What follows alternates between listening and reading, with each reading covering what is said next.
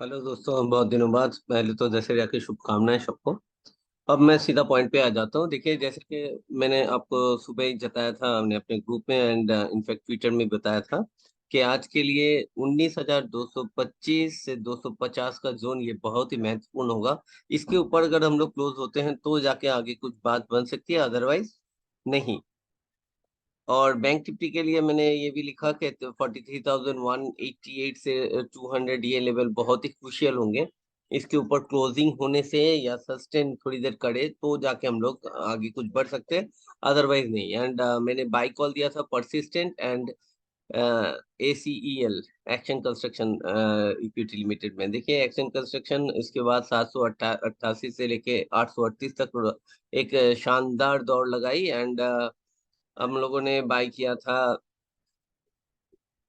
Persistent 6200 की call, जो कि 125 के करीब बाय किया था। एंड उसका टारगेट था 195-34, जो कि हाई लगा तकरीबन 190-92 के करीब। So first target almost achieve था। अब आ जाता हूँ मैं दोस्तों कि ठीक है, चलो जो होना था वो तो हो गया, आगे क्या होने वाला है बात उस पे कर लेते हैं।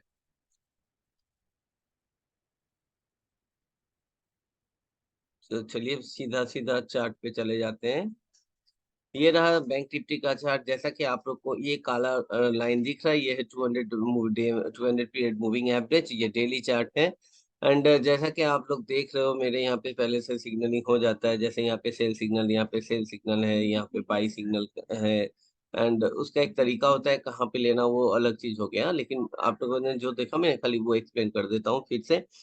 एक बात है कि हम लोग 5 पीरियड मूविंग एवरेज के ऊपर अभी तक क्लोज हुए हैं, मतलब उसको बरकरार रखने में सक्षम हुए हैं, जो कि 42,755 या 755 से लेके 725 के रेंज में आता है।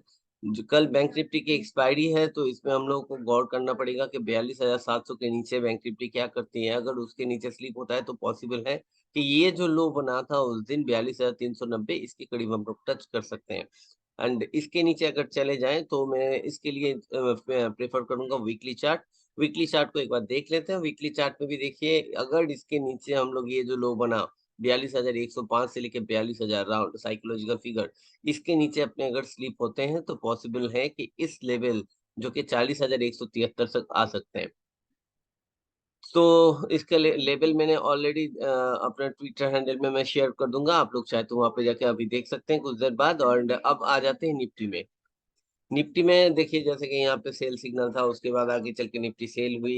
यहाँ पे बाई सिग्नल था, आगे चल के बाई हुआ, खतरनाक बाई, यहाँ से सेल हुआ। एंड आप लोग देख रहे हैं कि निफ्टी अभी भी सेल सिग्नल में ही चल रहा है। अब आ जाते हैं आगे की बात कर लेते हैं एक बात। तो देखते हैं यहाँ पे भी निफ्टी 5 पीरियड मूविंग एवरेज को होल्ड कर रही है, जो कि 19,049 के करीब प्लेस है।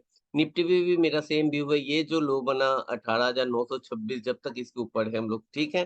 अगर उसके नीचे आ जाते हैं तो पॉसिबिलिटी है कि अपने 200 पीरियड मूविंग एवरेज को टच करने की कोशिश करें।